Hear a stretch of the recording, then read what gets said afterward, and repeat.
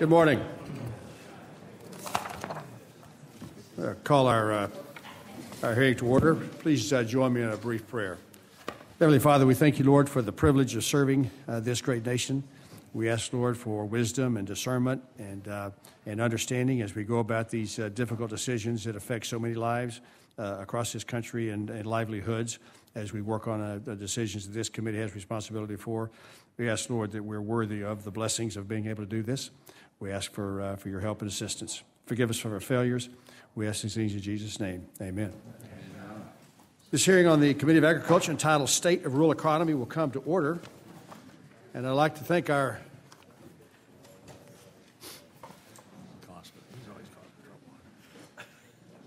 Costa, we're going to start as soon as you can make your way up here.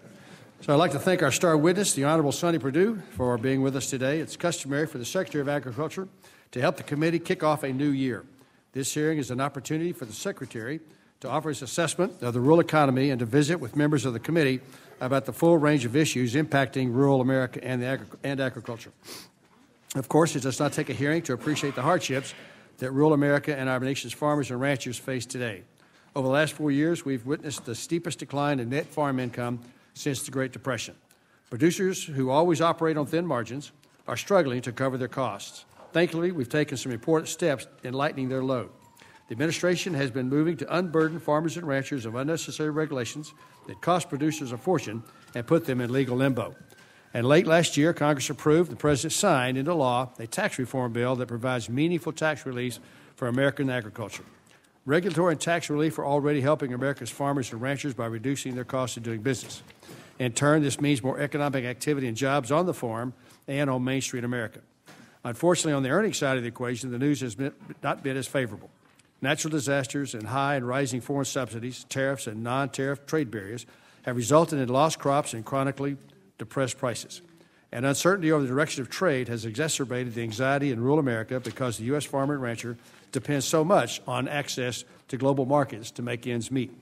Crop insurance has been an extraordinarily successful story, providing critical risk management to farmers and obviating the need for Congress to approve ad hoc disaster over the past decade.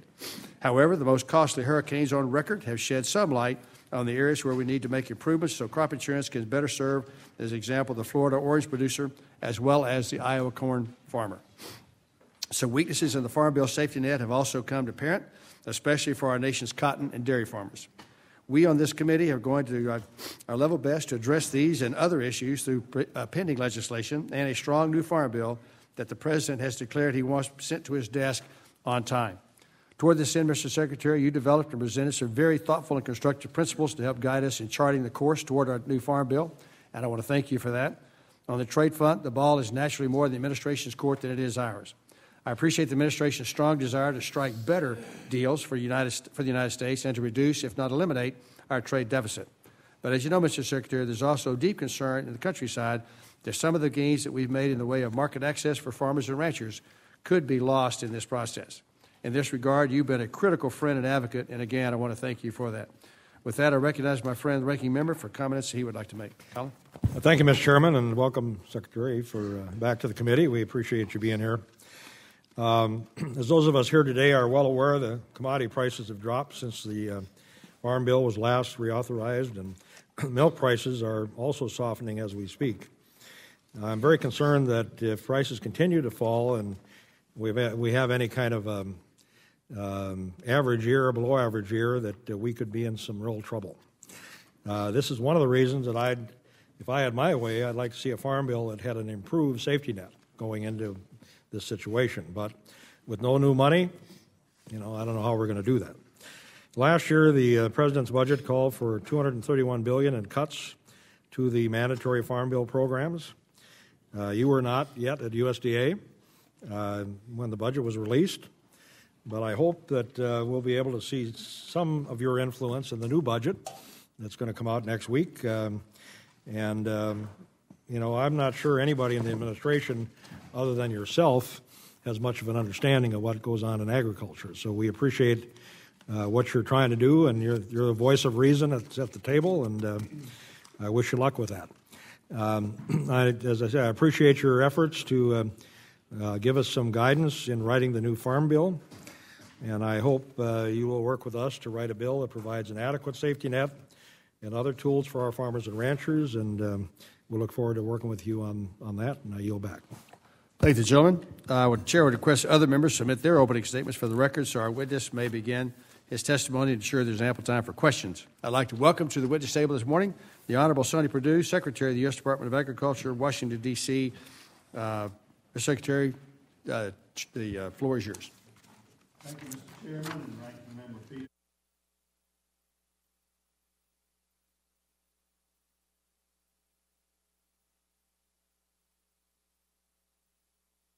Submitted for the record comments, but as you all know, it comes to no surprise that we're in a very different situation than when you last contemplated a farm bill regarding commodity prices. And the fact are, I wish there were better news, but there's a lot of stress and a lot of duress on the farms today.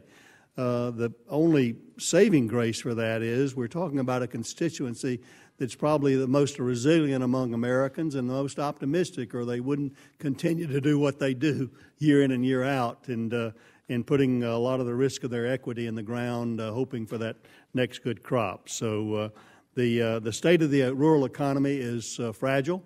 It obviously depends on some things that you all will struggle with in this environment, as Ranking Member Peterson talked about. That was a heavy burden of the budget in this time period, and trying to create a farm bill with a better safety net in light of the financial situation that we find ourselves. But the good news is that I think for the most part, the 14 Farm Bill was a good pathway forward. I think, as you all indicated and everyone recognizes, there are a couple of sectors there, particularly dairy and cotton, that didn't fare as well. And I know that you all in this committee have been working toward a solution on that, and I'm hopeful that we can have a viable solution for those two sectors, as well as our specialty crops and others that have fared well. By and large, a safety net is really the goal of the Farm Bill, as well as providing for those who don't have the resources for enough food, but there are a lot of challenges out there. You've got lower commodity prices, as we well know, and frankly, there's a very specific example of that for those of you in grain sorghum country. We know just with the mention of China considering anti-dumping and countervailing duty taxes, the cash price on sorghum dropped over $1, which was 25% just yesterday on the cash prices. So we see how fragile we are from a trade perspective, how dependent our ag economy is on trade, as well as the labor issue. And I know that Chairman Goodlatte and others have mentioned over a permanent legal workforce in agriculture that's vastly needed.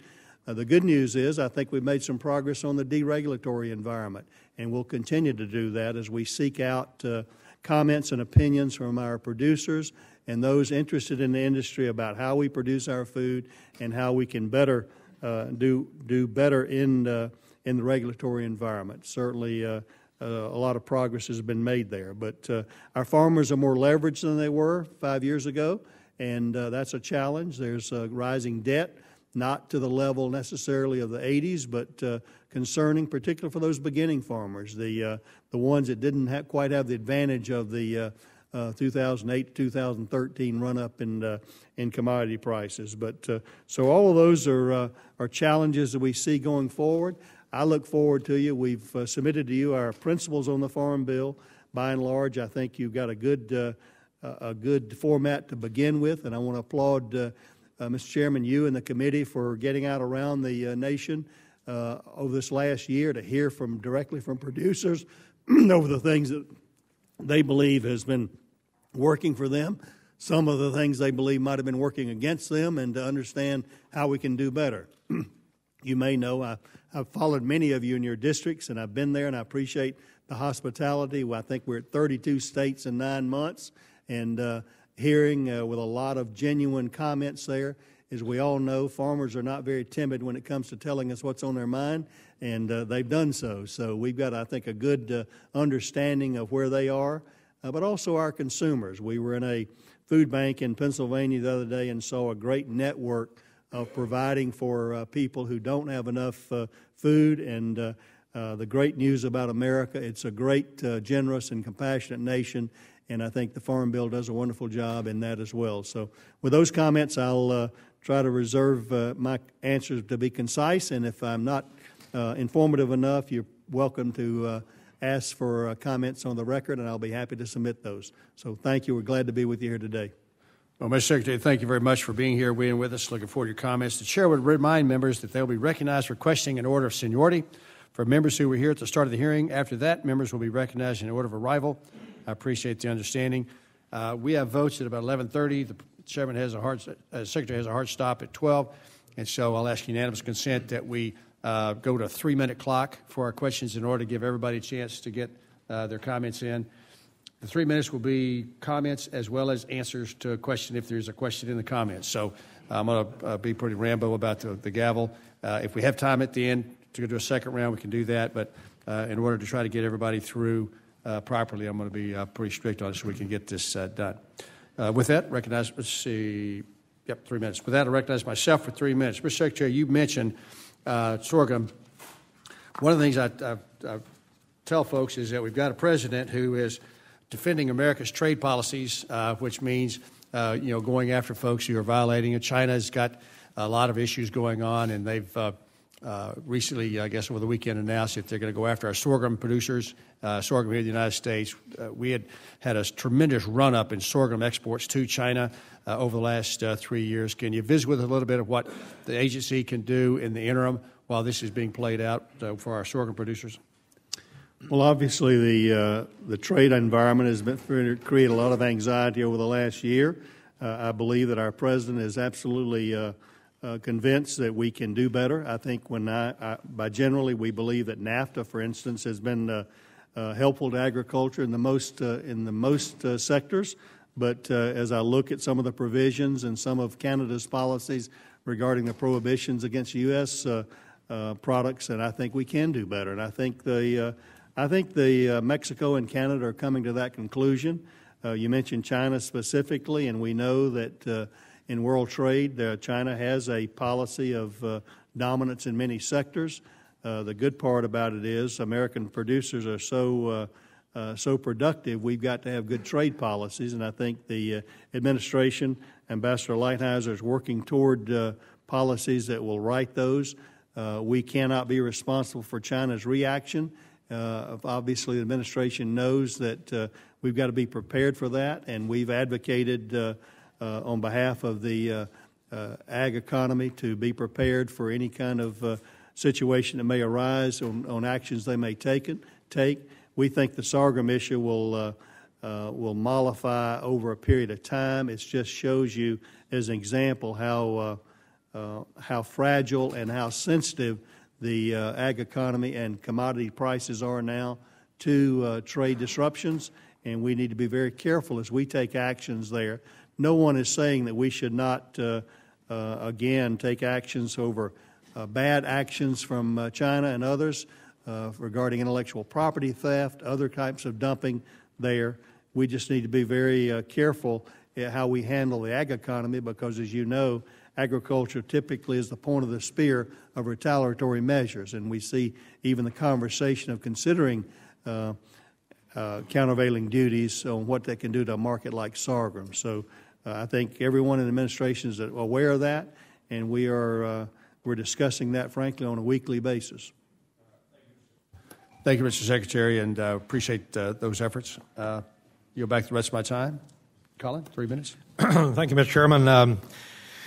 Mr. Secretary, I've said to many people what I'm concerned about with this farm bill is that we're going to get wrapped around the axle on SNAP like we did last time. And, it seems like all of the rhetoric I hear in regards work requirements for ABODs, able-bodied adults. So we have since 96, we have work requirements in the federal law. You can only get 3 months of benefits if you're an able-bodied adult, unless there's a waiver. So we have 9 states that have statewide waivers. We have 27 states that have some kind of waivers within their boundaries, and we only have 17 that don't have waivers. Now, at one time, when we had high unemployment, that was maybe one thing. But as I understand it, you have the authority to offer or to approve these waivers. So one of the things that it says in there is that an unemployment rate in excess of 10%. So I guess at that point, you don't really have any option. If it's 10%, you have to do it. It also says it does not have sufficient number of jobs. I'm not sure how you determine that.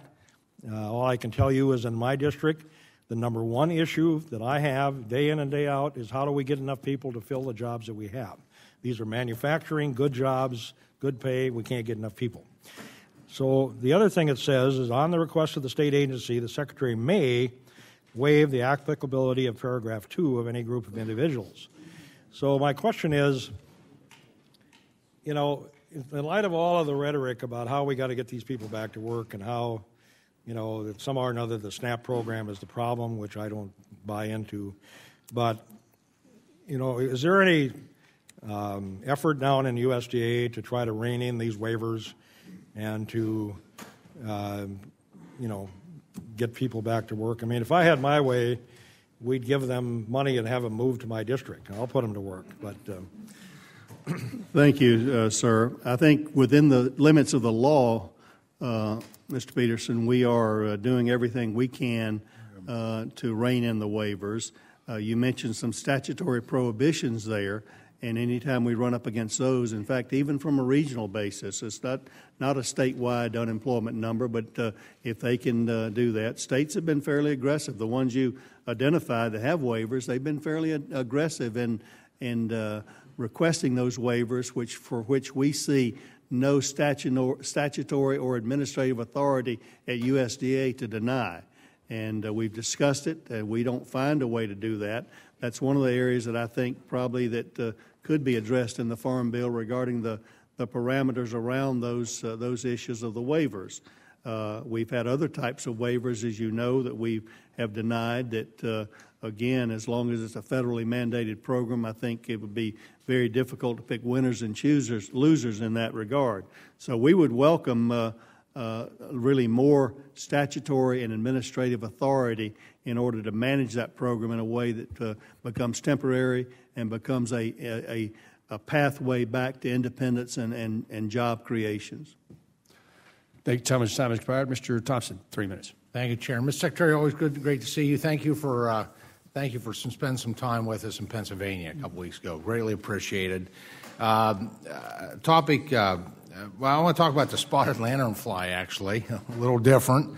An invasive species, a growing problem in Pennsylvania, and it's already found in 13 counties, continues to wreak havoc on agriculture producers, landowners. This pests hosts and is a threat to apples, grapes, peaches, stone fruits, dog fruits, maples, walnuts, oaks, pines, hardwoods, a big part of our agriculture economy. Last month at the Pennsylvania Farm Show, members of this committee, along with Undersecretary Greg Eibach, thank you for having him come up and joining us, heard directly about the need for more resources to combat the spread of this destructive invasive. Can you advise on how APHIS plans to assist with this extremely urgent matter?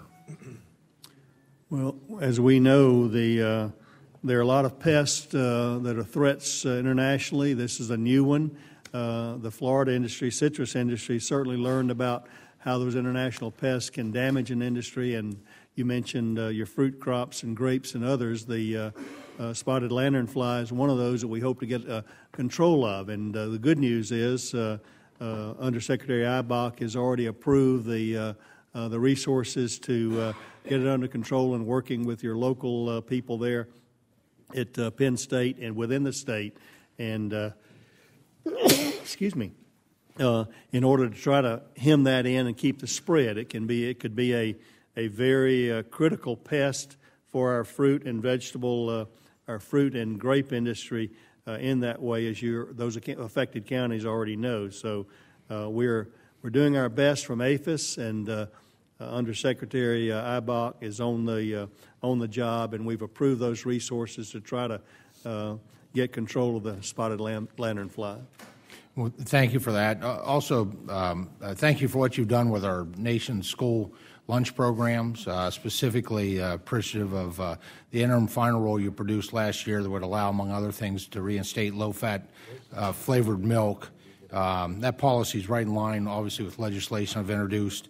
Is it safe to say that schools can follow the interim final rule to include 1% flavored milk as they put out their bids for the 2018-2019 school year without waiting for the final rule in the fall of 2018? That's certainly our intention, Mr. Thompson, but the fact is many school districts are reticent over following those kind of waivers, and we would welcome the kind of legislation you propose that could ensure that they could do that. Any kind of waiver process you have is always problematic and more paperwork, and it would be wonderful if it were in statute. Thank you. Thank you, Chairman. So much time's out. Mr. Costa, 5 minutes. 3 minutes, excuse me. Okay, I'll take 5. Thank you, Mr. Chairman. Mr. Secretary, I too want to thank you for your efforts and getting around the country and coming to California, and we look forward to continuing to see you. You're doing a good job. Because of the time, I got some quick questions, like some quick answers. As it relates to efforts with the federal milk marketing order in California, some of us worked very hard on that 4 years ago to set that up to allow that opportunity to take place under the right conditions. Right. We're getting upheld by a Solicitor General's opinion on a court decision that is separate, in my opinion, from the matter dealing with this milk marketing order. Can you tell us how you're going to get this resolved? Obviously, if you had made a response before December 31st, it wouldn't be an issue. Where are we? Right. It's complicated. Obviously, it has to do with the judiciary, the Department of Justice, essentially changing their minds or their opinion regarding whether the administrative law judges are constitutional or not. As you know, the federal milk marketing order have to be under formal comment, which is adjudicated and judged by that. Is there another way we can deal with this? Are you exploring I've asked my general counsel that way, and he fears until this Lucia case is there, we will be litigated if we proceeded on under that formal comment period. The dairy industry, as you know, has suffered around the country and as well in California. Obviously, they're very desperate for something to happen on this. What is your plan of action for finalizing the California milk marketing order? One of the efforts we've made in others, this statute requires this be a formal ALJ type of adjudicated process. The other steps we've taken are the informal notice and comment on other regulations. So until this is determined, I'm not sure what Well, we want to continue to work with you on exploring what other options might be available given the circumstances. Let me segue over to trade. You've been a voice of reason. It's been difficult for many of us to follow what direction the president is pursuing with regards to whether it's TPP or NAFTA. 30% of California's milk goes to Mexico. Mexico and Canada are our second and third largest agricultural trading partners. Where are we? Your quick assessment on NAFTA at this point in time. NAFTA negotiations are a little bit like congressional bills. It doesn't ever happen. Don't tell me that. Until the end. But the good news is I'm more hopeful than I have been. I think probably we see more movement on Mexico's side than we do Canada. I believe, frankly, we'll get a better deal from both of them and preserve the benefits for all three countries. Before the end of this year? Yes, sir. I think, again, we've got the Mexican elections coming up. We've got one more round here, which I believe will be, in my opinion, will be extended. But I think, again, we get the Mexican politics out of the way. I think we'll have a deal before the end of the year. Mr. Chairman, thank you for the time, and I'll submit other questions. Mr. for the record. 3 minutes. Thank you, Mr. Chairman. Mr. Secretary, welcome. You and I have discussed the issue of the agricultural workforce a number of times in the past, and we both agree that our current H-2A agricultural guest worker program is deeply flawed. From those conversations we have had with farmers all across this country, it makes sense that a guest worker program should help, not punish farmers who are willing to pay a fair wage for law-abiding, dependable workers when American workers are not available. With the state of the rural economy front and center this morning, unnecessary burdens place H-2A employers at a competitive disadvantage in the marketplace, therefore threatening the future of U.S. agricultural production. Most farmers and ranchers do not even use the program. How do you feel an overhaul of the H-2A program would benefit the rural economy of America? Chairman Goodlett, as we've discussed publicly and privately, I applaud your efforts and your interest in creating a permanent legal workforce for agriculture. As I indicated in my opening remarks, it's one of the top 3 things that we hear about on a continuing basis, not just the seasonal workers, but obviously in the dairy and year-round type workers as well. What you have contributed to this effort is amazing in the fact that what we've told our constituency, I know you're working on some tweaks. It's not everything that all of them would like, and we've got issues from the California transition to others, but I know that we're working on a good resolution on those. But we've advised them to be very favorable in those discussions. I'm very hopeful that it can work into the legal agricultural workforce, can work its way into any of the immigration debate and discussion and resolution that Congress comes up with in the future. So my thanks to you for continuing to put it at the forefront. It's one of the most critical issues, I think, facing American agriculture. Well, thank you, and we'll continue to work with you and the agricultural community to make sure that we get it right. But now's the time. This is an important issue.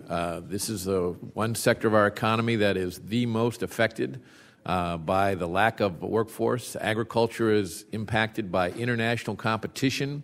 Everything that is grown and produced in America can be produced in dozens of other countries around the world, and unless we have a workforce and a program that works to obtain that workforce, and one that works for both employers and the guest workers and for American citizens, we're going to lose out. And so I'm hoping that we can get that done and get that done now. I'm very hopeful. Thank you, Mr. Secretary. Thank you, Mr. Chairman. Chairman is back. Ms. Fudge, 5 minutes. Thank you very much, Mr. Chairman, and thank you, Mr. Secretary, for being here. Mr. Secretary, do you know if the administration has made any progress towards or even any efforts to nominate an Assistant Secretary for Civil Rights? Yes, we are. That person is in vetting right now. I think we have an individual you'll be very proud of, and we're moving forward to that. We've been disappointed, frankly, in our nomination process and how slowly it's proceeded. We need a lot of help there, but we've identified, and the President hopefully will have a nomination before you very quickly. Thank you very much. Let me just go a little further with that. It's my understanding that you recently considered realigning the Office of Civil Rights by combining and centralizing them in D.C. Now, quite frankly, I'm really surprised because we all know that the department does not have a stellar record of civil rights. I mean, we've settled Pigford for black farmers. We've settled Keep Siegel for Native American farmers. So it is very, very important that we don't make those same mistakes. I understand about budgetary constraints, no question about it. I know that this year we're going to borrow 80% more than we borrowed last year because of lagging tax revenue. I understand that. I also understand that the tax bill that we just passed is going to make that even worse this year. So I understand about resources, but I don't understand why we would punish socially disadvantaged farmers by centralizing something that we know needs to be in the states. Can you help me with that? Are we still talking about doing that? Sure. We're making reorganization in many ways over centralization or of enterprise efforts. The good news is, and I would invite you to come to the USDA and let us share with you how we've cleared up the backlog of cases in less than a year, many of them that have been there for 18 months to 2 years. We were outside the statutory limits, and the people that we've had in that situation have cleared those up within that time limit. Our goal is within 90 days over any kind of civil rights case or anything being filed to give any individual externally or internally a hearing and an adjudication of their complaints.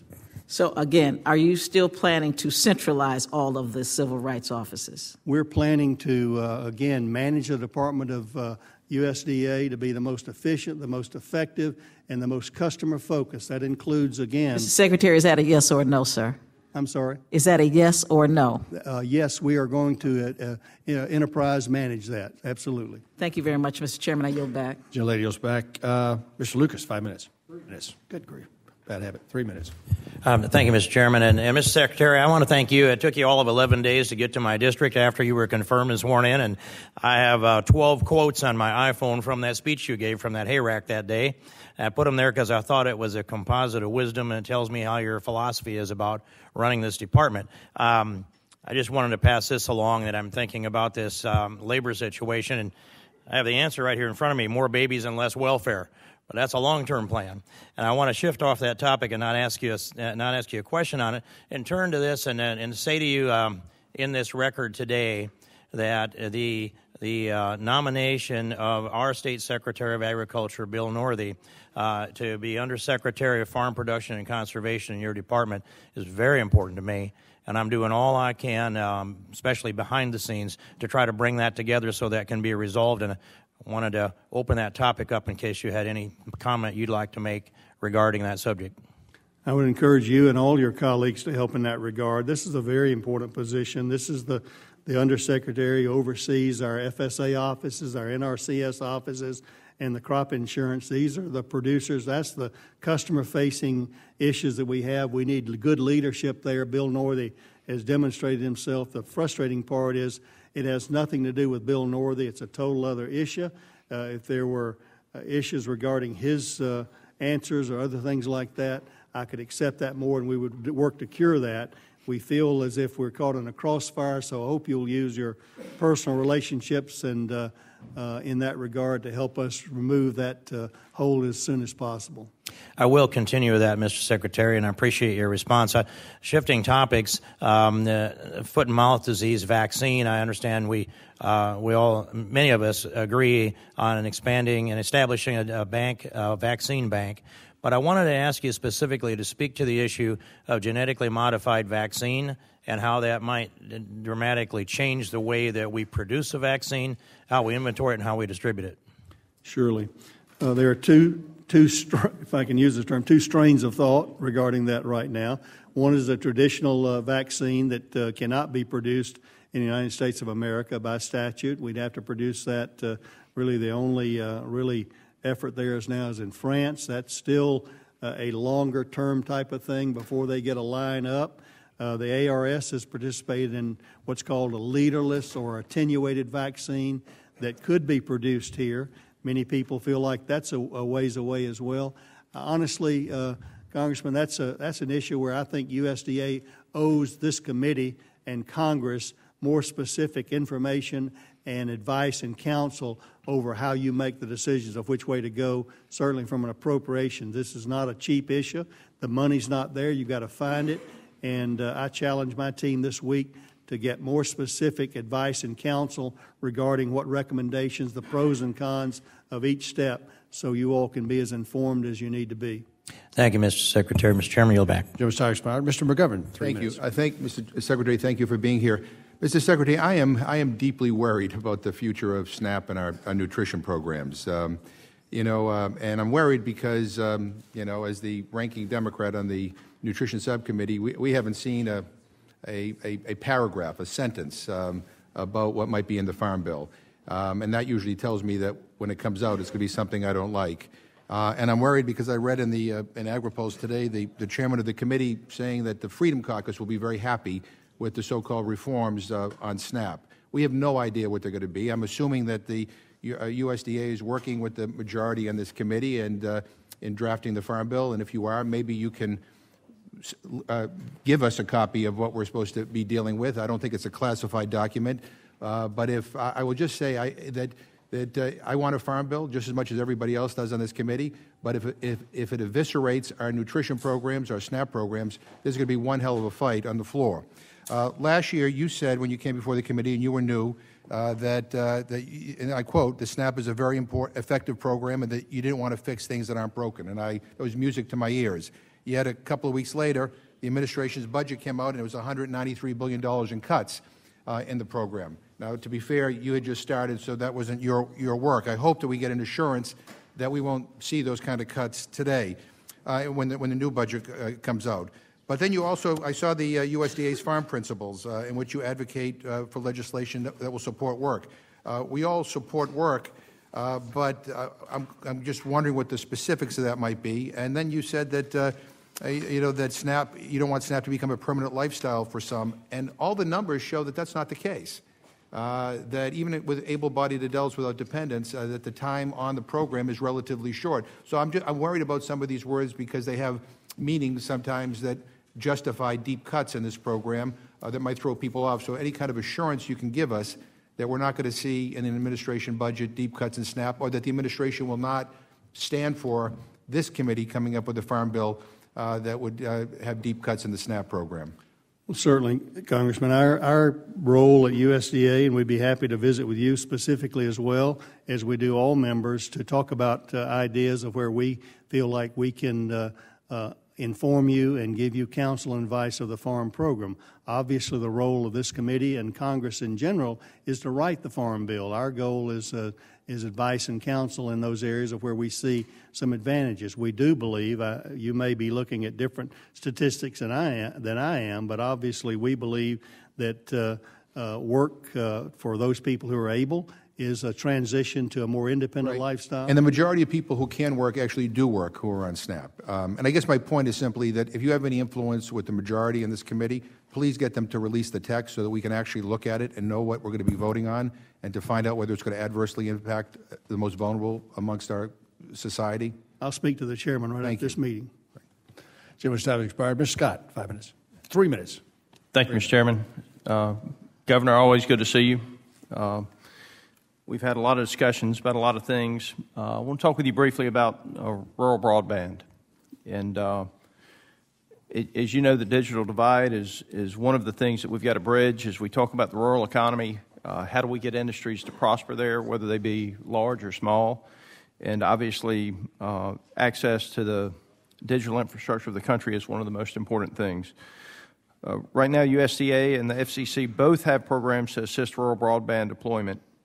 Can you speak to the coordination between the two agencies, and if there are any improvements that could be made?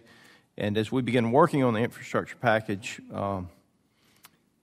what suggestions do you have for improved access to the underserved areas without overbuilding or duplicating services? Thank you for the question, Congressman Scott. I think this, again, could be one of the most transformative things we do in the 21st century regarding ubiquitous broadband, to allow everyone from wherever they may live in the United States to participate in the modern data-driven economy. We are, again, working with FCC. We're working with the Department of Commerce in the Rural Prosperity Task Force. We made it a good one of the primary points. The good news is the administration, the White House, has picked up on this, and we are now working with the Center of Innovation out of the White House and trying to focus and understand from a census of where all the federal dollars are and how they can be, again, concentrated in an effective way, not only just for federal dollars, but in the infrastructure bill to leverage with state and local dollars. Many states already have ideas about this, as well as the private sector. We see, we were just, our Administrator of Rural Utility Services and Rural Development was just announced. He's a former electric co-op president who led in Missouri in a very less than dense area a profitable transition in that. We think there are a lot of partners out here that could be effective, not in a hothouse type of environment, but a general strategic goal of broadband everywhere. It's got sociological input, it's got economic benefits for e-commerce, it's got telemedicine, distance learning, all those kind of things, plus the sociological benefits of keeping those kids in areas where they would love to live. Well, Mr. Secretary, thank you for your service. I hope that as you continue to serve, we'll remember the hard times we had with the federal agencies trying to run the state of Georgia, and hopefully get those barriers out of the way where we can remove the barriers and get the government closer to the people. So thank you for your service. He was a great governor, and he's going to be a great Secretary of Ag. Gentleman's time expired. Ms. Custer, 3 minutes. Thank you, Mr. Chairman, and welcome, Mr. Secretary, and thank you again for coming to New Hampshire. We had a wonderful meeting with you, and I appreciate it. I'm going to cut right to the chase. You and I had a nice colloquy last time you came about your experience with the Appalachian Regional Commission. In my part of the country, the Northern Border Regional Commission is crucial for our rural development. And I'm very concerned that that has been eliminated from the proposed budget. I just want to cite a couple of things that are happening in my district, financing the construction of a 32-bed treatment facility for our opioid epidemic in a town called Bethlehem, New Hampshire. Crucial. This is the northern part of my district. No other treatment facilities available. We've created, we are in the process of constructing affordable housing units for veterans in Plymouth, New Hampshire. We opened a new health facility in Bristol, New Hampshire. Crucial funding for our infrastructure in rural communities. Can you make a commitment to me today that you will help us get the funding for the Northern Borders Regional Commission? Well, again, I will commit to you that rural development and the USDA will do all that we can in these areas to help. Obviously, I wish that I were in charge of the whole budget, but I'm not. And obviously, there's an organization called OMB that has a lot of say in that. We try to advise and counsel them as well, but oftentimes they don't listen as well to us as we'd like for them to in that regard. But certainly for the needs, as you indicated, I saw firsthand the beneficiary of the Appalachian Regional Commission. I know what these can do, but we also are committed and dedicated to making sure rural development in these kind of spaces, whether it's treatment facilities, transition facilities, or the other things that you mentioned, still is a strong participant in our rural and our communities, whether it be the Northeast, the Southeast, the Southwest, or the Northwest, and all across America. Thank you. And just a heads up to my colleagues, I have bipartisan support from my Republican colleagues and Democratic colleagues. I hope this will be in the underlying Farm Bill. If not, I'll be back with an amendment. So thank you. And just very briefly, could you comment about rural broadband deployment? That was an issue we talked about when you were in New Hampshire in 30 seconds. Certainly. We're working feverishly, actually, with not only the FCC, Department of Commerce, other partners where billions of federal dollars are already going, but with our state and local partners as well as our private sector partners in trying to develop a nationwide strategy for deployment of that. We believe, again, as I indicated to Congressman Scott, that I think it could be one of the most transformative things we do in America for the 21st century. You look at the federal highway interstate system, you look at the REA, you look at the telephone system. That's what we need today, and we're working toward that. Well, thank you, and I'd love to work with you, and I yield back. Gentlelady's time has expired. Mr. Gibbs, 5 minutes. Yeah, thank you, Chairman. 3 minutes, I know. Hey, thank you, Secretary, for being here. It's great to see you again. I have a question in regard to what happened in the tax bill, and you may or may not be familiar, but hopefully you have some comment on it. In the Senate, they Section 199, and they created a new Section 199A, and it's causing an issue with farmer co-ops and other grain elevators, and it's because of the 20% deduction for co-ops, and then the tax rate is on gross, but it's, I know the National Council of Farmer Cooperatives and the National NGA, National Grain Feed Association are trying to work together to fix this in the Senate, because it originated in the Senate. Because it does kind of pick winners and losers, and it's really going to hurt our small businesses that buy grain from farmers and other things. So, can you comment on that, or do you see what's happening? Or yes, sir. We're on the record, obviously, early on after that came out, and it was acknowledged some of the inadvertent consequences of the language in the 199A. Is that we felt like that was unintended consequences, and we would love to see a resolution as quickly as possible. It was going to affect the marketing of various crops, and we hope and I trust that the cooperative community as well as the independent community are working together on a fair resolution.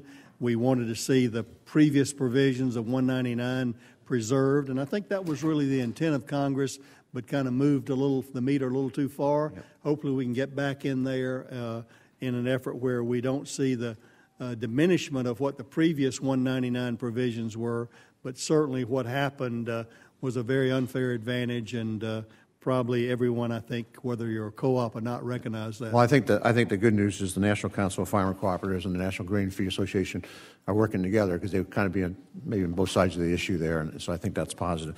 I apologize. I had to step out, and I just caught the end of Representative Scott's comments on the broadband. I'll just say, because I'm going to run out of time, but I totally agree with you 150%. We need to get broadband deployed in the rural areas. And, you know, one vehicle might be working with some of the electric co-ops. I have a couple of electric co-ops in my state of Ohio, and I know some in Indiana that have actually tried to lay fiber and do that. So I think the possibilities that needs to happen, we're kind of like we were probably when President Eisenhower did the interstate highway system. This is the new economic development in rural America that has to happen. I agree. I yield back.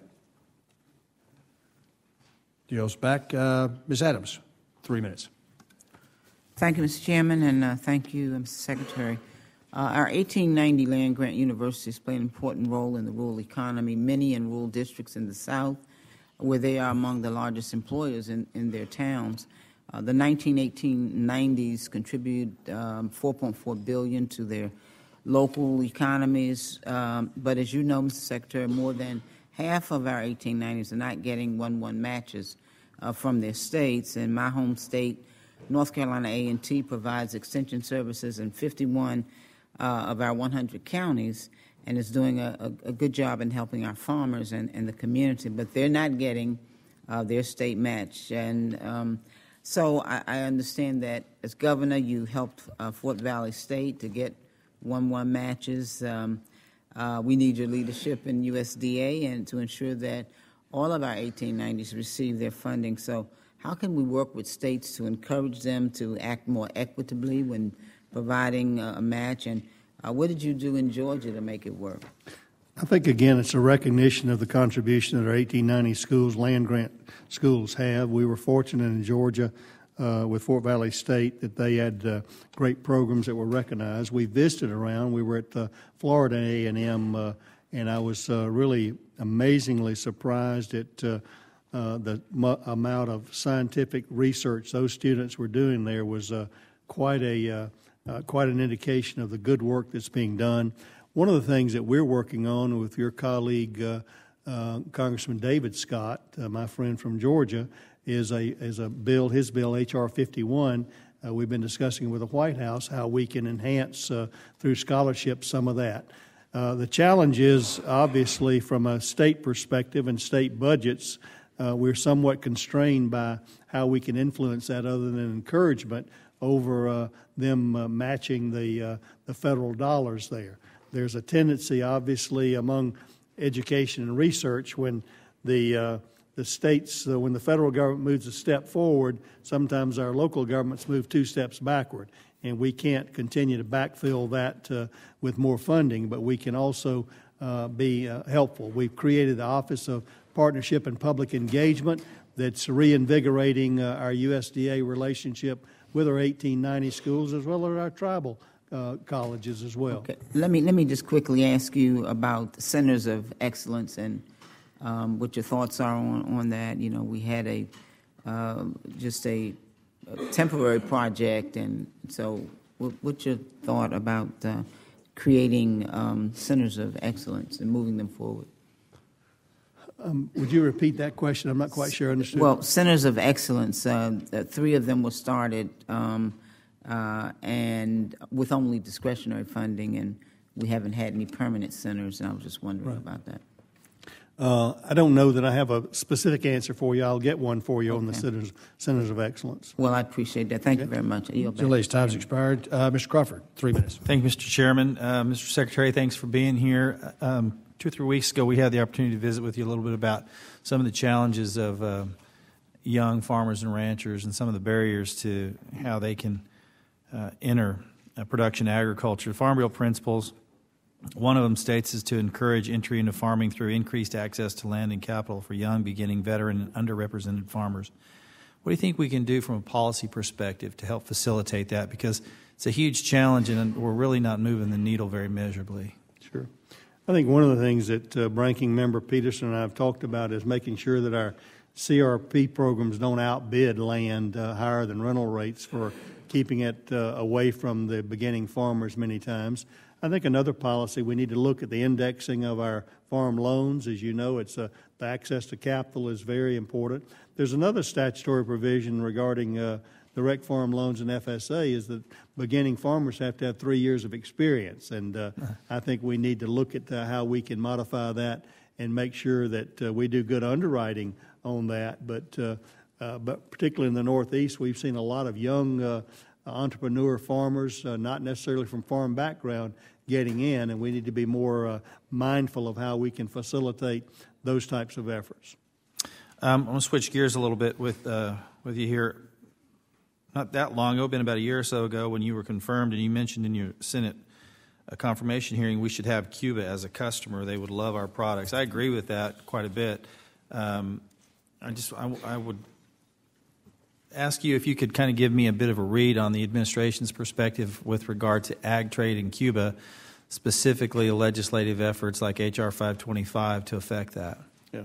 I think, again, from the administration's perspective, I don't know that a lot has changed regarding ag trade. In fact, if you look at the statistics, our ag trade in Cuba this past year went up significantly. Poultry and other products went up fairly significantly to Cuba. So I think as Cuba has always been, it's mostly a cash flow issue. It's a payment issue. Mm-hmm. And that obviously, whatever Congress wants to do in that way. But we're shipping ag products to Cuba.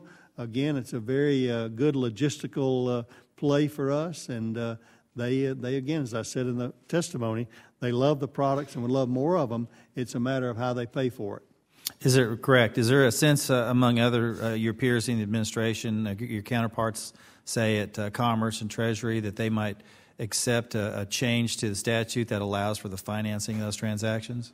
I haven't had specific conversations. I think early on the President's comments regarding Cuba may make that problematic at this point, but we haven't addressed that specifically. Okay. Thank you, Mr. Secretary. I yield back. Jim, yields back. Mr. Soto, 3 minutes. Thank you, Mr. Chairman.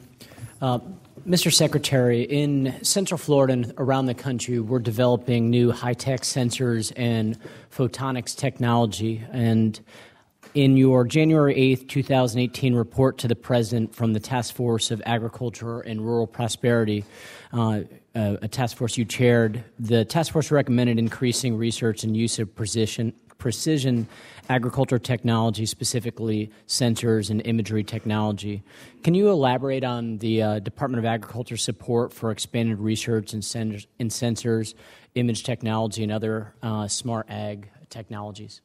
Well, I believe that technology, research, and advancement has been really the result of our productivity, or the precursor to our productivity here to now. When we see other countries, both in the EU and China and other people, putting more and more money into research, it's important that we continue that. The great news about the overall ecosystem that we have of delivery of information in the United States is we've got a great basic research through our land-grant universities, the 1890s and others, include over basic research, the kind of what-if questions. We've got great applied research ecosystem of how that really affects what happens in the fields and the farms and the forest out there. And then we've got this great delivery system of extension service that helps that. USDA and the federal government all participate in that in a great way. We've just got to make sure that we continue to focus it.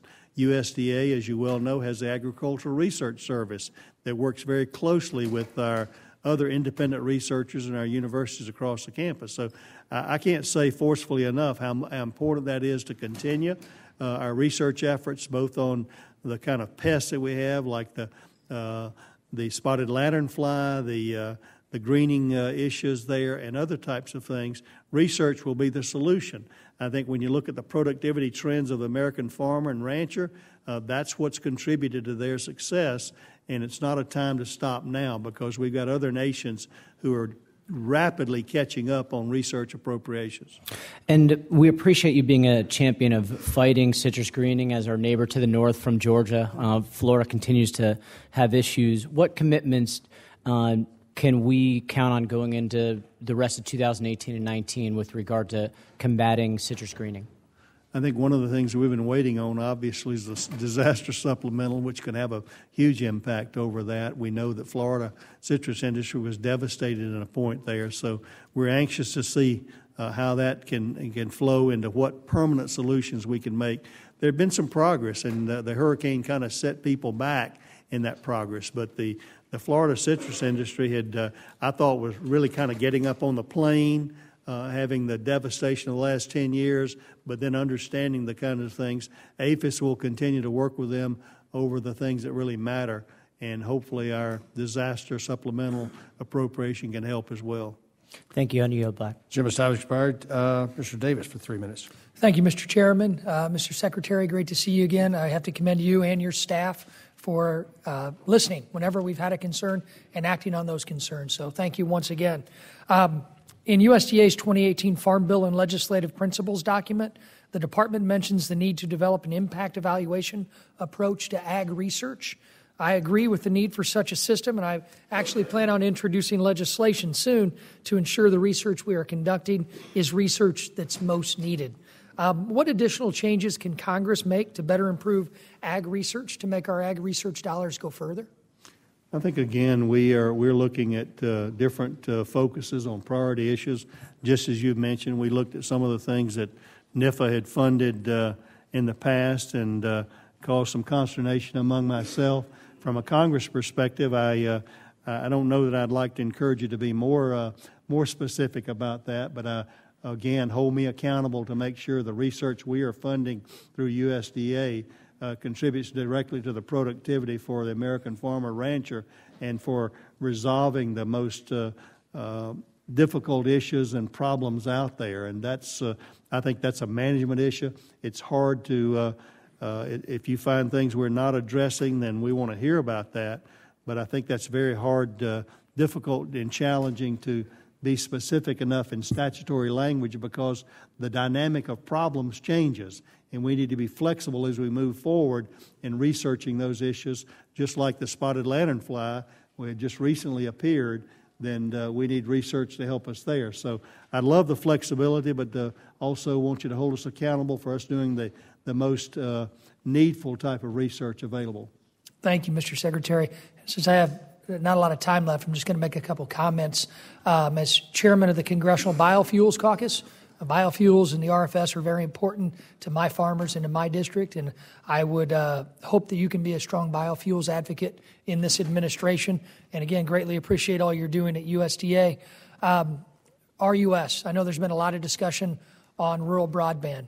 I guess my comment would be as we move ahead, can we ensure that the USDA and the Rural Utility Service can go back to some of the projects that they funded in the past and make sure that those companies that have been taking those dollars and leveraging them with RUS loans are actually being able to provide the service that they've promised, especially as we go into more fiber necessities in just our average everyday home life? And can we ensure that if they're not providing that service, that we might open it up for more competition to be able to leverage those RUS dollars from companies that will provide that new fiber-related service? Thank you. Yes, sir. I would welcome that again from an outcome kind of based person, and if we're delivering grants or loans in a way, then we need to have a quality control audit that makes sure we're getting what we're paying for. Gentleman's time has expired. Ms. Blunt Rochester for 3 minutes. Thank you, Mr. Chairman, and thank you, Mr. Secretary. It's good to see you. We want to thank you on behalf of the First State for coming to visit us and being a part of our state fair. It was a highlight that people are still talking about. I wanted to, you had an opportunity to see some of rural Delaware, and one of the major issues that faces us, like many other states, is the issue of the opioid epidemic.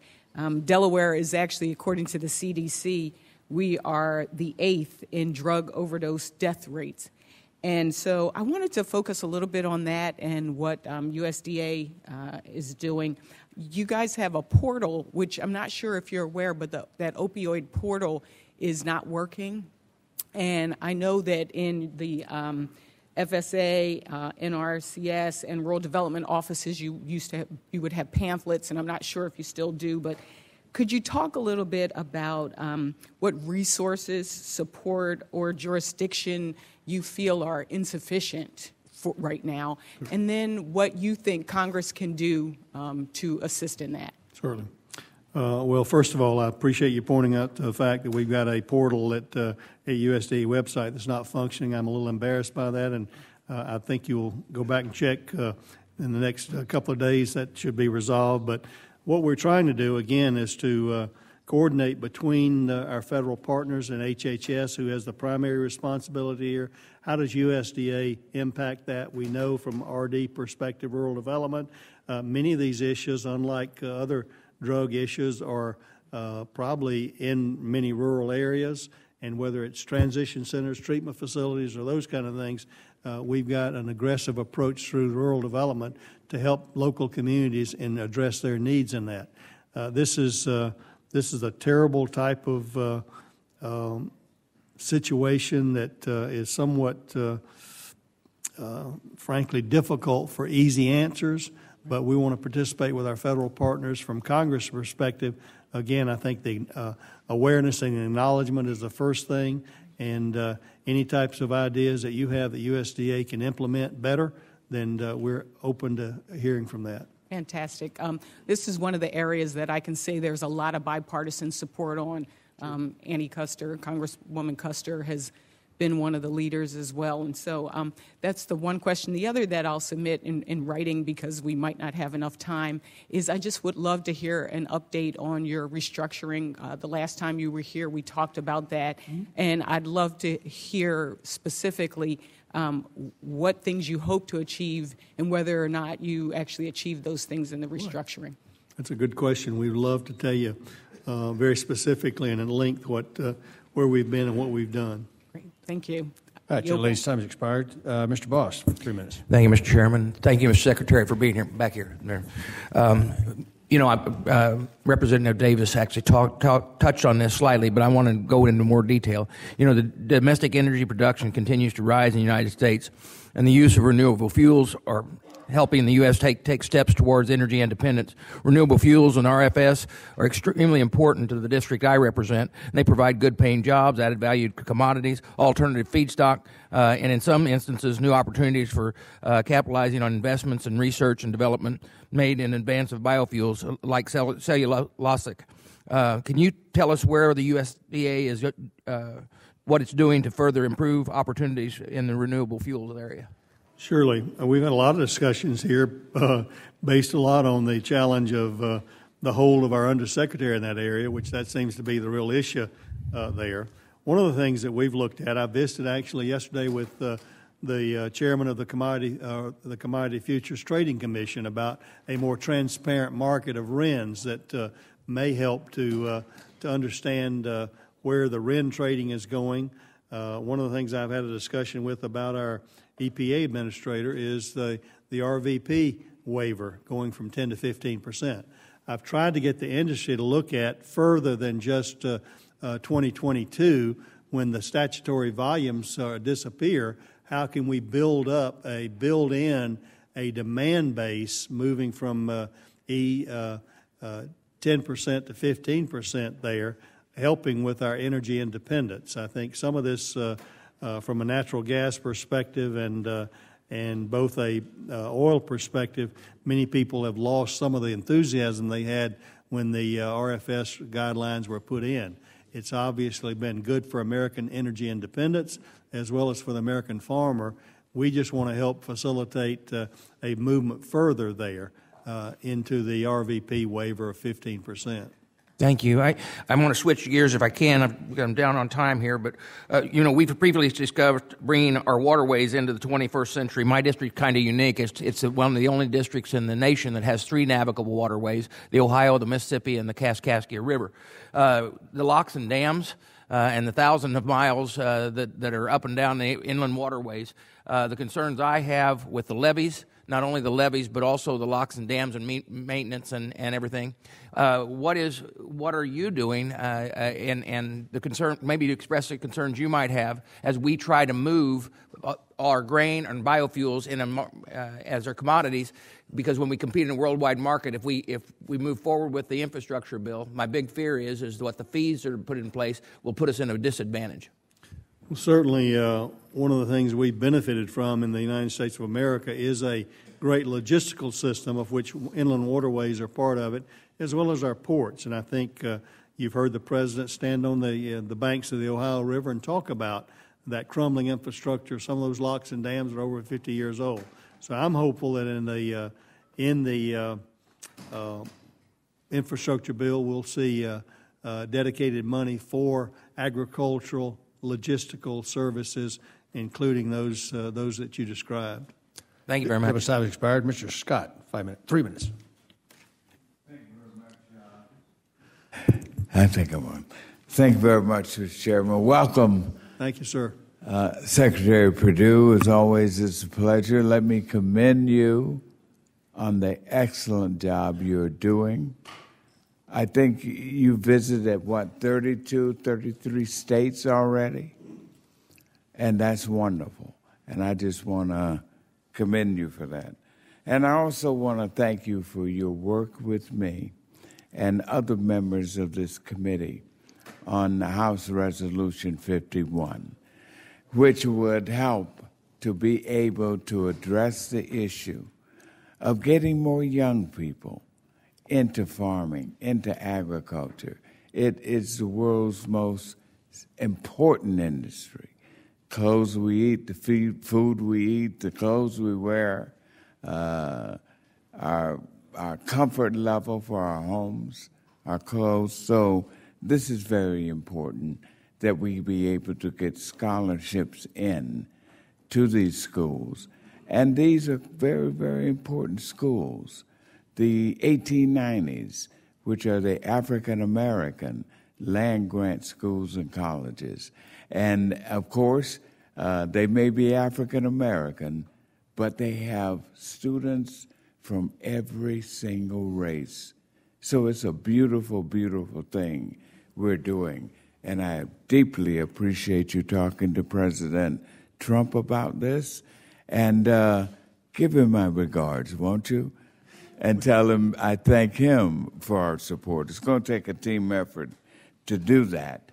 And we're very delighted with that. Thank you, sir. Thank you, friend. Now, we've suggested this February might be a good time to get that H.R. 51 across the line. Oh, we hope so, man. We'll be pushing. Before you're the running back that can get it through from your days at the University of Georgia. While you were out, I mentioned the fact of my visit to Florida A&M, an alma mater, and how impressed I were with the students. If you could have seen the research projects that those students do, they would equal any land-grant university in the country. So I know you'd be proud. Your colleague, Mr. Lawson, was there with us, and good. We were happy to be there. If it weren't for Florida A&M, I wouldn't be sitting here today. Right. Thanks to that fine university. And, of course, it is a land-grant school, and I know they're grateful for your work on House Resolution 51. Let me lift up in my last 15 seconds. I'm concerned about cotton. I want to make sure we're able to get that cost share program and get the financial help to our cotton farmers that we need. As you know, Georgia's number 2 in cotton, next to my good friend, Ms. Conway's Texas. Are we? Right. We had worked on that prior to really after the hurricanes, kind of in the midst of your all's discussion regarding the disaster supplemental. We had a pay-go solution in that. We still have that prepared to go for the 16 crop. We were advised to sort of wait and see how the disaster supplemental goes. It looks like if it continues to go on and not be funded, then we may have to go ahead with the cost share program there. But that would be for the 16 crop in that way. So we have something in the pipe ready to go, and it's a matter of timing on that. Well, that's great. Thank you, Mr. Chairman. Time expired. Mr. Abraham, 3 minutes. Thank you, Mr. Chairman, and Dr. Perdue, thanks for being here. Thanks for allowing and facilitating the USDA to be more customer service related, certainly more responsive to requests. It's been a delightful turn of events.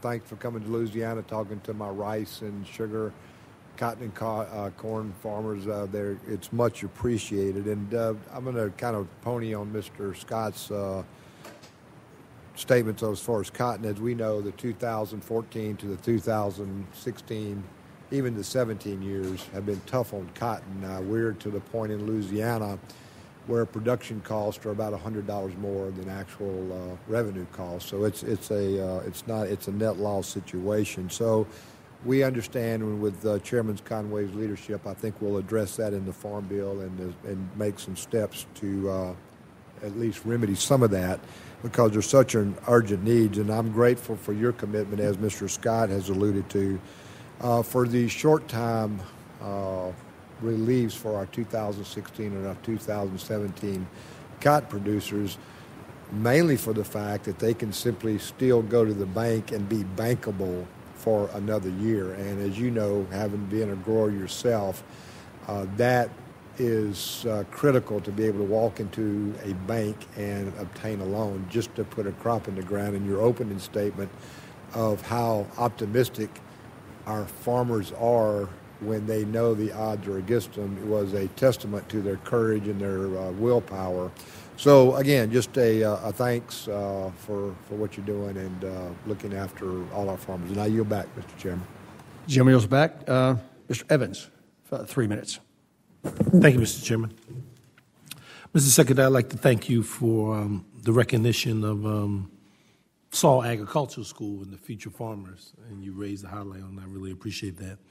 I know you're a veterinarian, and I'm concerned we have University of Penn in the Commonwealth of Pennsylvania.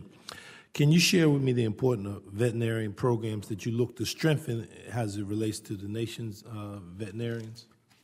Well, certainly, I think if I understand the question, USDA employs a lot of veterinarians. Yes. They're at the forefront of our food safety program and very critical in that. My short time in the Air Force, that was really my job, was public health and food safety. So obviously the veterinary education aspect from how we can encourage that, particularly in the food animal medicine perspective. Many people, as you well know from your constituents, it's difficult to get a large or a food animal veterinarians in many parts of the country today. So I think we ought to look at, again, some scholarships similar to we have with medical students, where they go and practice in areas that are needed and vital, that where they get some, again, loan forgiveness in those areas. So as a veterinarian, I'm very very close to that community and anxious. I may have told you this before, but we actually funded my wife and I endowed a scholarship at the University of Georgia for students in the Department of Agriculture who want to go into food animal medicine, because it's a critical need, and our ranchers and producers need that. Thank you. Mr. Secretary, I was at the Pennsylvania Farm Show, just like as you've been visiting one of the best farm shows in the nation. Dairy farmers, the marginal protection program is not providing the need. Is there anything that the USDA can do through administrative actions to improve this vital safety net for our dairy farmers? Well, again, what we did do this fall was to allow farmers who had signed up for the margin protection program to withdraw from that. And I think by the virtue of the number of that withdrew, 75% of those, it gave us an indication this program wasn't working for them.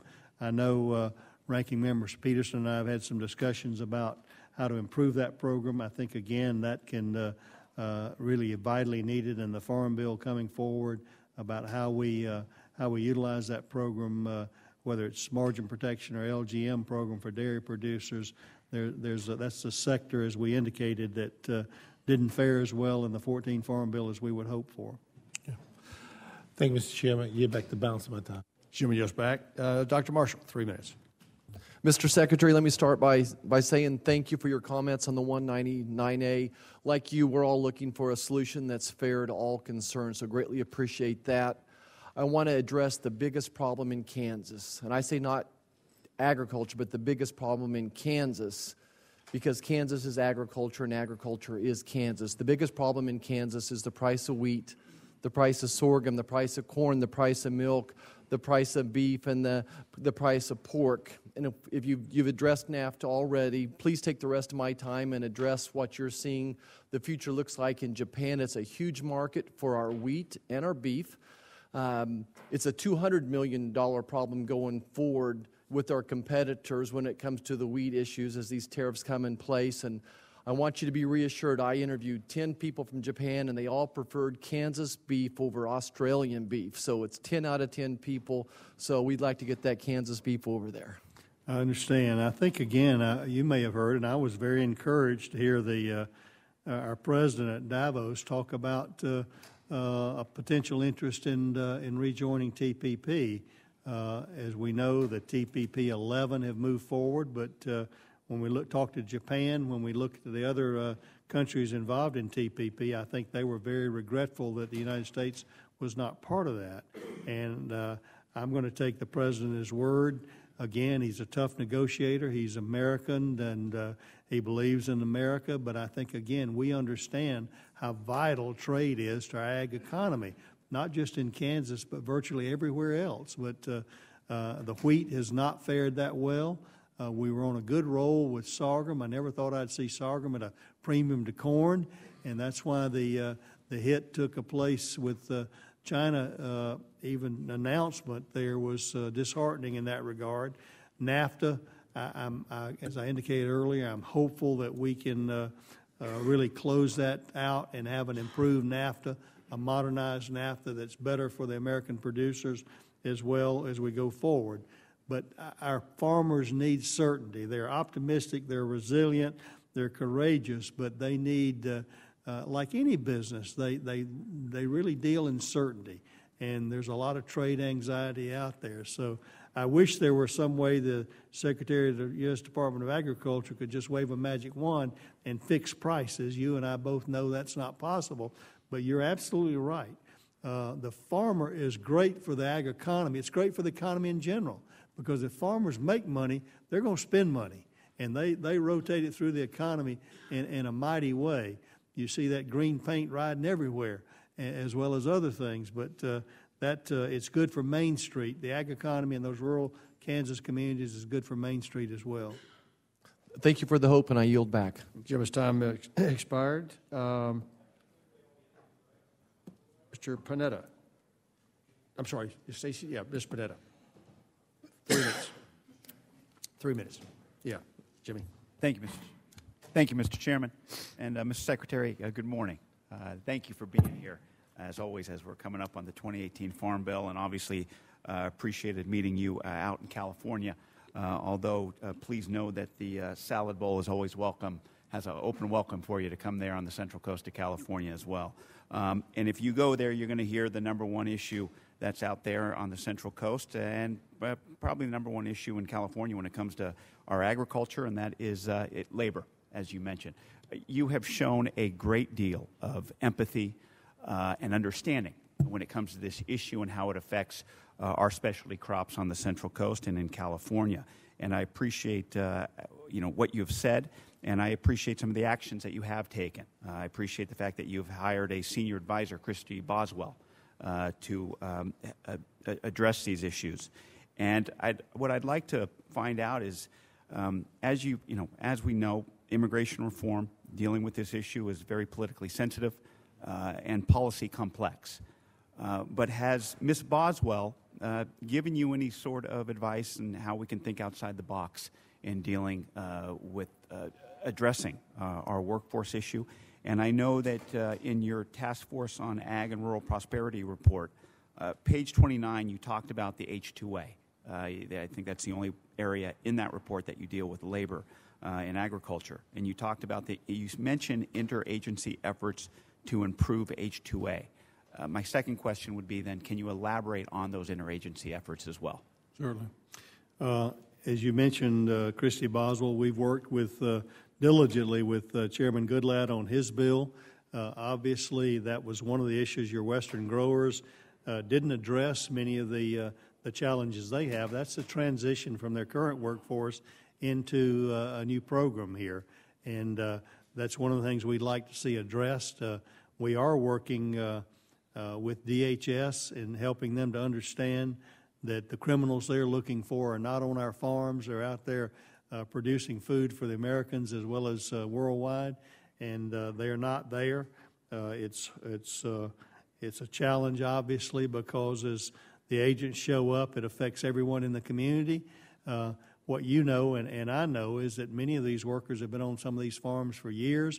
They become part of the family. In fact, many of them have very serious management responsibilities in that. So I would love to see some sort of transition environment where we could recognize that and move toward a legal workforce. The problem with H-2A, it involves certainly Department of Labor, Department of Homeland Security, as well as state.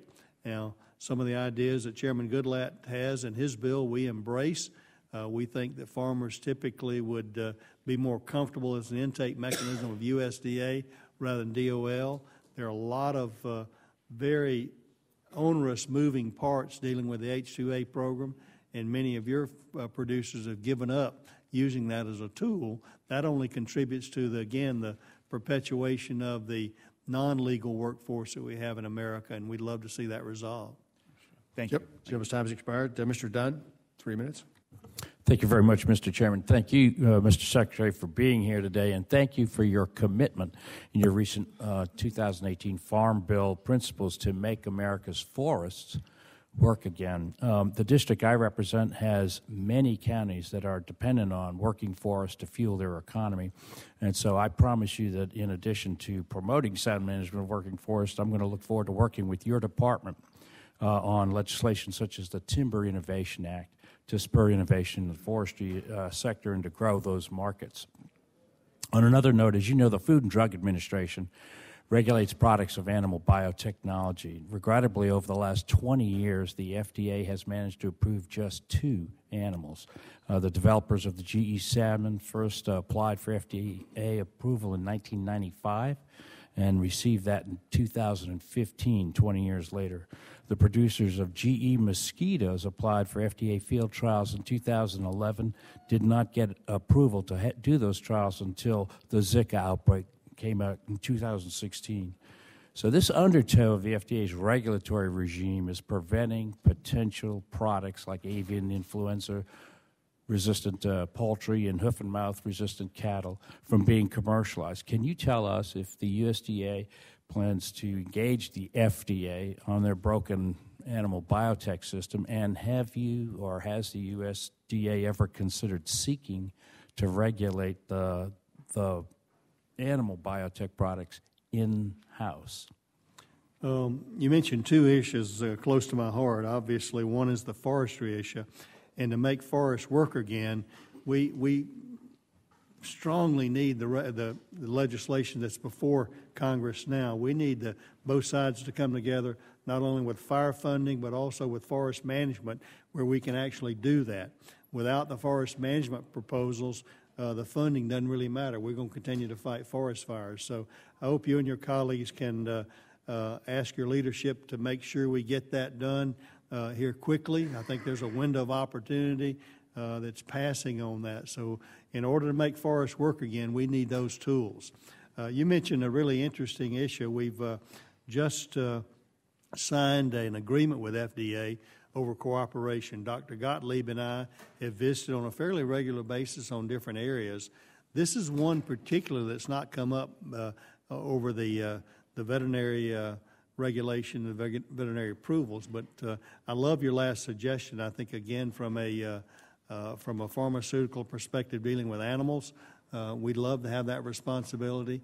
While FDA, we're making progress on a personal level there, there are embedded attitudes in all these agencies that sometimes don't have the same desire for collaboration that the leadership does. Dr. Gottlieb and I think, are becoming fast friends over the kind of things that we can talk about, but particularly FSMA and those types of issues. But this is one area that I've not pursued, but you've given me another idea. I'll help you. Gentleman's time expired. Ms. Plaskett, 3 minutes. Thank you very much, and good morning, sir. Good morning. Thank you for being with us here.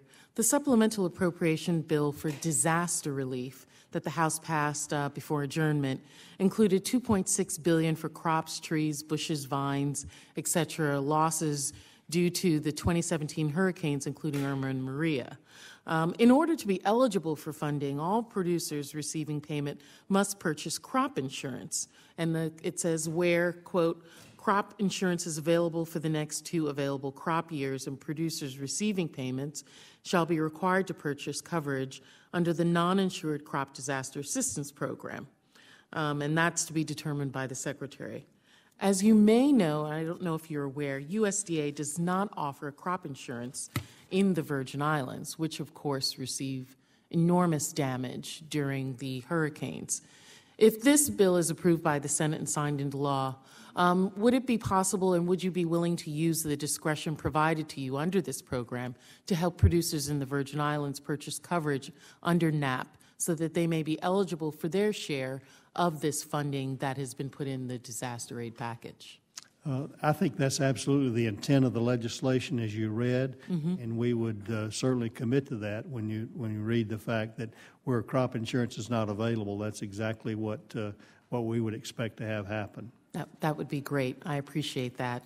And as you may recall, a special ad hoc relief program was created by the Department of Agriculture in October for farmers in Puerto Rico, which provided vouchers to buy feed from local dealers.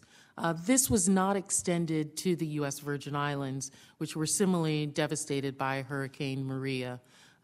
Do you know why that was not extended to them? I'm not aware of the requests that we had there. Puerto Rico dairy industry and poultry had some specific requests that we addressed to, and I'm not aware that we had those from the Virgin Islands. So it was mostly for livestock, for poultry, you believe? Yes, it was from the dairy, for the feed for the dairy industry primarily.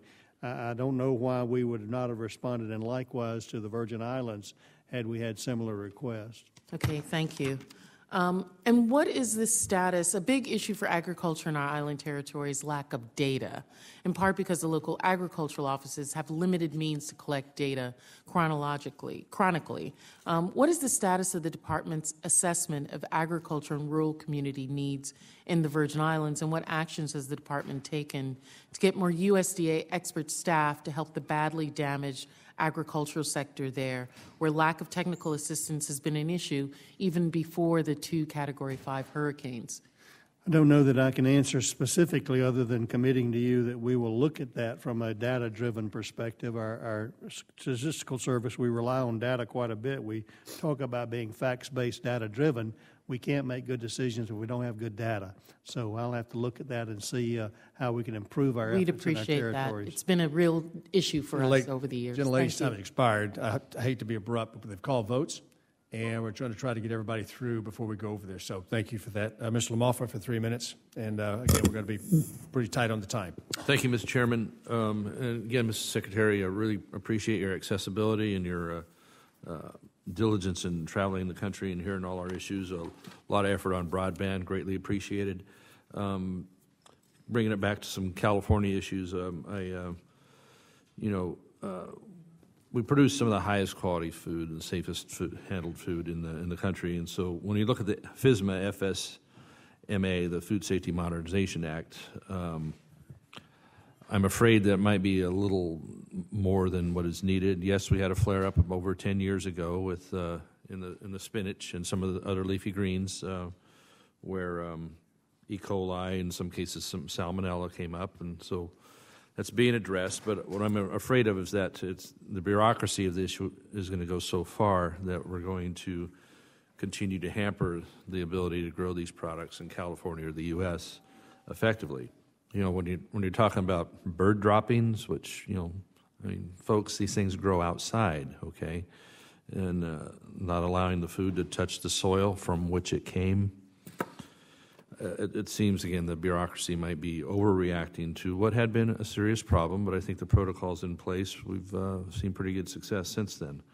So, Mr. Secretary, I guess we can go a couple different ways on this. We can see how the new regulations are going to indeed impact growers in our states, or maybe trying to get ahead of the curve a little bit and fix the problems preemptively that could flare up and still have a very safely grown product. So my understanding, most of the authority for the produce safety rule were indeed given over to HHS and to FDA. I think some of us like to see USDA have a lot wider role in that, since you all understand farms and that more directly. And I know that you've been really working for regulatory relief. So is there anything Congress can do legislatively to help, in the Farm Bill more immediately that could make your job? And I know Dr. Gottlieb over there with the FDA as a commissioner has been really working well and trying to work through this path. What best thing can we do to get this to be a more farmer-friendly and USDA-friendly process? Sir, I couldn't agree with your concern more. It's been one of our major concerns as we look at how we create and produce a safe food supply. I think we probably overpegged the meter a little bit with the Food Safety Modernization Act. You mentioned bird droppings. I mean, people have been written up for deer tracks out in the fields as well. These are not biological, sanitary, sterile conditions over which these vegetables are grown. Again, as you know, Congress gave the Food and Drug Administration the primary oversight of that, and I think while Food and Drug Administration does a lot of good things, they're not experts on the field, in the field of examination. There are a lot of challenges that Dr. Gottlieb is trying to delay. I would welcome Congress to look at this again, see if there's any opportunity in the Farm Bill to rebalance what is the balance between safety and productivity here. No farmer produces a crop intentionally to harm people or handle it in a way to do that. But some of the regulations are, as we're in this deregulatory environment, it's going to be a huge regulatory issue. I'm a little bit concerned that some of the unintended consequences of FSMA may move us into the same area as the Endangered Species Act and those kind of ways. So your concern about that is my concern, and I would implore you and your colleagues to look at that in the Farm Bill to see if there are opportunities you may have. So much time expired. Ms. Bustos, 3 minutes. In the interest of time, I will ask one of my three questions because I know we got called for votes. But Mr. Secretary, thank you for being here. And I appreciated one of your earlier answers where you mentioned green paint in reference to John Deere. And that's where I'm from, Moline, Illinois, where the world headquarters for Deere is. But if you go east of that, it's the home of yellow paint, which is Caterpillar in Peoria, which is also part of my congressional district. And in Peoria, Illinois, is the largest USDA ag lab in the entire country. And you and I have had a chance to talk about that before, but in the president's earlier budget, he had slated that for closure. And thank you for your help in intervening and making sure that didn't happen. And I know you have also mentioned the importance of being able to hire staff. That is something that has been important to you, and I appreciate that as well. And also the importance of attracting and retaining a long-term workforce. It's my understanding that the hiring of much-needed staff at the Ag Lab in Peoria in particular, and this might apply to other Ag Labs as well, but it's been delayed. There's been some challenges filling slots there, and I didn't know if you were aware of that. But really wanted to ask you if you had an understanding of why it's happening. We've got these job openings. I know that the hiring freeze ended in April of 2017, but what you're hearing about that and perhaps what we can do and how we can work together to address that. Certainly. Not just in our ag labs, but obviously USDA-wide. We're trying to right-size that workforce in a way. I've also tried to respectfully wait for our undersecretaries to be in place because I'm going to hold them responsible for those, and that's one of the delays there. Okay. And that's just my preference is if I'm going to hold them responsible, I want them to understand and to help guide that workforce as well. But we are making some hires in different areas. I'll have to look at the specific ones in the research lab there, but we are hiring in in the Forest Service, we're hiring in FSA, and we're hiring in AMS and other places that way in a way to understand what the attrition rate is. But it's the right people in the right place doing the right things is our goal. And part of the delay has been trying to get people in from all the way the top down. But we can look at that specifically. We do have some personnel gaps in various agencies of USDA.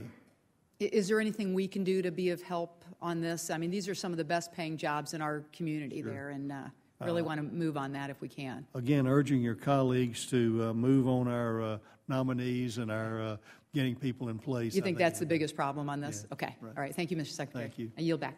Gentlelady yields back. Mr. Comer, 3 minutes.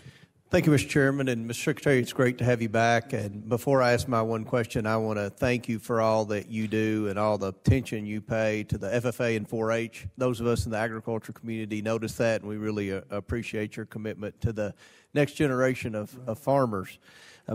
People in my district are very happy with the tax cuts plan, very happy with the focus on reducing the regulatory burden. The one concern that a lot of the farmers have, and you and I have discussed this in the past, is trade. Obviously, with the commodity prices where they are, what exactly is the process now? I know that the president has kind of changed his stance a little bit on NAFTA and TPP. What is the process moving forward? Are there representatives from the USDA negotiating with some of these countries like Vietnam, Taiwan, South Korea? Are there representatives from the U.S. Trade Representative's Office? What exactly is the process?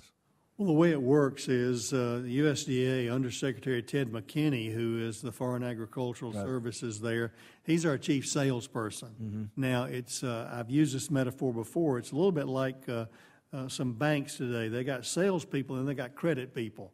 Right. So Ted McKinney is our salesperson. Ambassador Lighthouse is our credit check. Right. And so they actually do the legal negotiation of the deals, but we're out there trying to get interest worldwide. Ted McKinney's hit the ground running. He's a great professional. I think he's already logged 30,000 miles there internationally and domestically here over trying to benefit trade. We think there's some real opportunities in the Asian Pacific area for countries, maybe not those big hits like China, but there are some rounding areas there that we're focusing on moving into. Well, I want to thank you because I'm confident that you've played a big role in helping the president alter his message a little bit to help benefit agriculture, and trade is probably the most important thing we can do to help stabilize the commodity market. So I appreciate you. Thank you, Mr. Chairman. I yield back. Thank you. Thank you. Gentleman yields back. We are getting real close to having to leave, so if the remaining colleagues could try to go to 2 minutes, we'd appreciate it. But Mr. Lawson, 3 minutes, but if you could shorten that, we appreciate it. Yeah, I want to be real short. Secretary, welcome, and I just want to thank you for coming to Florida A&M and the interaction with the students, the FHA and the 4-H club that came from the high schools and stuff was really, really great. And your leadership in trying to make sure that with those agricultural students, the opportunity that was available for them to go into farming, all that was really, really great. And I don't have a question, so to speak. What I'm just say, as you work on how to alleviate fraud and abusive behavior and all this other stuff with the SNAP program, you know, I would like to keep abreast of it, because during the course of the hurricane and everything, that program was so important to people who didn't have no place else to turn. And I know the chairman probably going to be working on that in the Farm Bill, but anything that I can do and have the opportunity to sit down with you, I'd be willing to do it. And with that, Mr. Chairman, I yield back. Chairman goes back. Thank you, sir. Mr. Arrington, 3 minutes. Thank you, Mr. Chairman. Mr. Secretary, good to see you. I echo what my colleagues have said, in that you have been incredibly accessible, and you're leading by example with respect to your principle of customer service, and it's just it's quite amazing, really, with the job that you have. Every time I've needed to talk to you, you've made yourself available, and I just thank you so much for that. Thanks for all your efforts on cotton and the 199A. You get it, you understand it, you're engaged, and so greatly appreciate that. One big high level, because I have so many questions, but in the interest of time, To me, the biggest issue for us all as ag advocates is the culture of this country and the culture and the mentality of the representatives here in Washington, especially urban and suburban, on ag safety net. And that it's not just the 20 million jobs, it's not just rural economic development, it is national security. It is agriculture independence, food security, as you've said so eloquently. While we're trying to influence the culture here, I'm praying that you're influencing the culture of the White House and the administration. The president has a heart for the forgotten man. Does he understand, and does the administration, we had a briefing yesterday with Mick Mulvaney, good guy. I think his heart's in the right place. I don't know that he understands this issue of the national security implications of the ag safety net and getting it right. Tell me about that and that mentality among your peers throughout the administration. Are you making headway there? Because I know you're a champion for it. We do. We have weekly trade meetings, and obviously people know what I'm going to say, but we say it, keep on saying it. I think, again, the interesting thing from your concern, I think the NSC gets it, I think the DOD gets it, and I think other people of national security jobs understand that food security is national security. We're blessed in this country not to have to import food. You think about, the efforts over oil, what would happen if we were battling over food, and that's benefit. The problem is some people, we're so complacent about that, we've taken it for granted, and it's insidious over the policies that we make. If we don't stay on top of that through research and other types of safety net problems, it can be gone before we know it, and it's difficult to recover. So we're trying to spread that message certainly internally and externally all across the country. Jim's time is General's back. Mr. Fazo, 3 minutes. Mr. Chairman, thank you. I will be very short, and maybe your staff can reply in writing to these questions. First is not a question. Mr. Secretary, you're a great Secretary of Agriculture. You're a credit to the Department and our country. Thank you so much for your service. Number two, this is a first question. The meat processors in my area are having a terrible time getting access to facility. I can't get a USDA grader to come in and inspect chickens. They have to come from Pennsylvania or Connecticut. It poses an expensive situation for the farmer. So I'd like to talk to the department about that. Number two, how can we enhance dairy consumption, milk consumption in particular? You've done a great job allowing the flavored low-fat milk into the school lunch program. We need to really promote that to get a new generation drinking good quality milk. And number three, Mr. Secretary, really appreciate your efforts on broadband, and it's vitally important to our rural economies, and I hope that we can continue to work with you. And, Mr. Chairman, I'll yield back my time. Thank you, sir. Mr. Allen, 3 minutes. I, too, will be brief, but, Mr. Secretary, I just wanted to let you know how proud Georgia is of you and your work here in this body and at USDA. Thanks for your work clarifying the domestic and imported peanut program. That's been a big help to our folks. Do know that there are real concerns out there with rural lending. I met with a group of our farmers. They need some flexibility, and I'll be happy to meet with your folks about that and about that meeting. But we do need some flexibility because credit it seems to be tight, and our farmers, as you know, are really in a tough spot. As far as cotton, thank you for your help with that. Obviously, we have got to get something done on that, and appreciate your efforts there. And then I'll just also talk about rural broadband. I mean, that's a critical issue. But again, you're on top of these things, and I really appreciate what you're doing. Thank you for all you're trying to do over there. And if I can help you with anything, please don't hesitate to contact me. And I yield back. Gentleman yields back. Mr. Bacon, General Bacon. Thank you for being here, sir. You're doing a great job. When I talk to our folks in Nebraska, number one concern is affordable crop insurance.